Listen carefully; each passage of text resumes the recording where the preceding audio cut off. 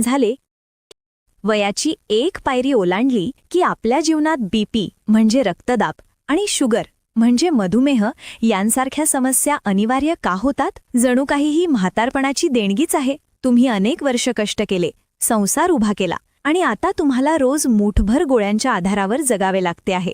पण मी तुम्हाला सांगतो, म्हातारपण हे आजारपण नाही, ही फक्त आपल्या जीवनशैलीची एक प्रतिक्रिया आहे. आज मी तुम्हाला वैद्यकीय सल्ल्याऐवजी आपल्या आजी आजोबांनी वापरलेले आणि विज्ञानानेही सिद्ध केलेले असे 10 नैसर्गिक नियम सांगणार आहे, जे तुमच्या शरीराला गोळ्यांची गरज कमी करायला मदत करतील. हे उपाय सुरू करण्यापूर्वी तुमच्या डॉक्टरांचा सल्ला नक्की घ्या आणि सर्वात महत्त्वाचं म्हणजे सध्या सुरू असलेली औषधं अचानक बंद करू नका. चला तर मग आपल्या दुसऱ्या बालपणात जाण्यासाठी सज्ज होऊया. पहिला उपाय, ताटातला रंग बदला.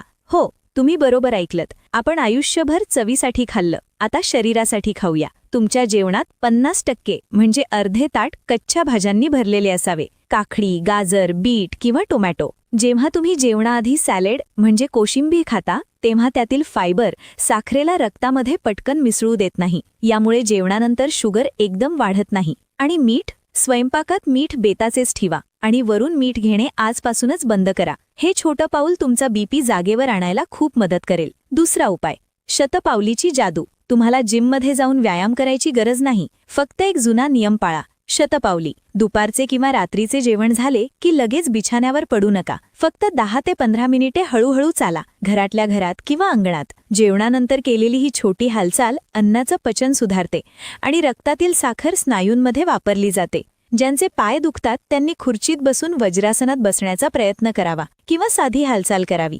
तिसरा उपाय, मनाची शांतता, श्वासावर नियंत्रण. बीपी आणि शुगर वाढण्याचं सगळ्यात मोठं कारण काय माहितीये? ताण, स्ट्रेस, मुलांची काळजी, भविष्याची चिंता. हे विचार म्हातारपणी बीपी वाढवतात. यावर उपाय सोपा आहे, प्राणायाम. दिवसातून फक्त 10 मिनिटे स्वतःसाठी काढा.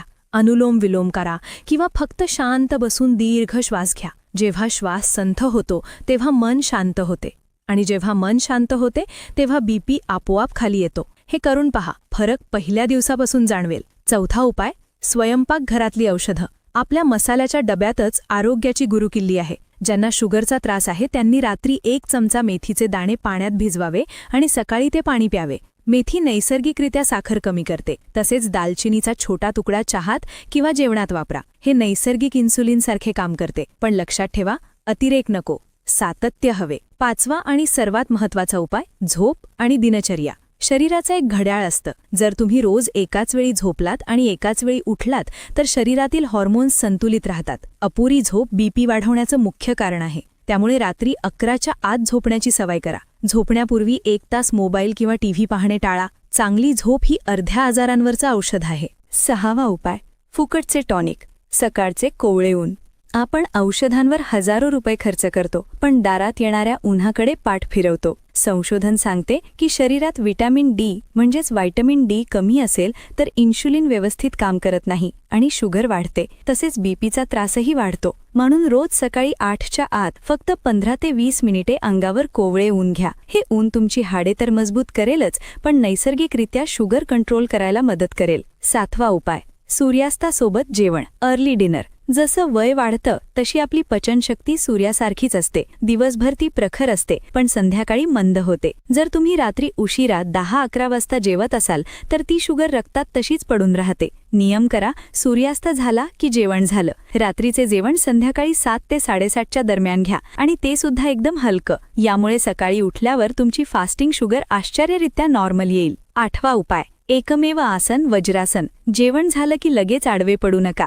जेवल्यानंतर फक्त 10 मिनिटे वज्रासनात बसा. हे एकमेव असे आसन आहे जे जेवणानंतर करता येते. यामुळे पोटाकडे रक्तपुरवठा वाढतो आणि खाल्लेल्या अन्नाचे साखरेत रूपांतर होण्याचा वेग मंदावतो. ज्यांचे गुडघे दुखतात त्यांनी खुर्चीत ताठ बसावे, पण पाठीचा कणा सरळ ठेवावा. हा छोटा बदल बीपीच्या गोळीची गरज कमी करू शकतो. 9वा उपाय, एकटेपणा टाळा, मन मोकळं करा. तुम्ही कधी पाहिलंय का, जेव्हा आपण खूप आनंदी असतो किंवा जुन्या मित्रांमध्ये असतो तेव्हा आपल्याला आजाराचा विसर पडतो. एकटेपणा हे सायलेंट किलर आहे, ज्यामुळे स्ट्रेस हार्मोन्स वाढतात आणि बीपी शूट होतो. दिवसातून किमान अर्धा तास मित्रांची गप्पा मारा, नातवंडांशी खेळा किंवा एखादा छंद जोपासा. हसल्याने शरीरातील रक्तवाहिन्या प्रसरण पावतात, म्हणजेच रिलॅक्स होतात आणि बीपी नैसर्गिकरित्या खाली येतो. औषधांपेक्षा संवाद जास्त गुणकारी आहे. 10वा उपाय, पादाभ्यंग म्हणजेच पायांच्या तळव्यांना मालिश करा. हा उपाय तर आपल्या ऋषीमुनींनी सांगितलेला वरदान आहे. रात्री झोपण्यापूर्वी साजूक तूप किंवा खोबरेल तेल किंचित कोमट करा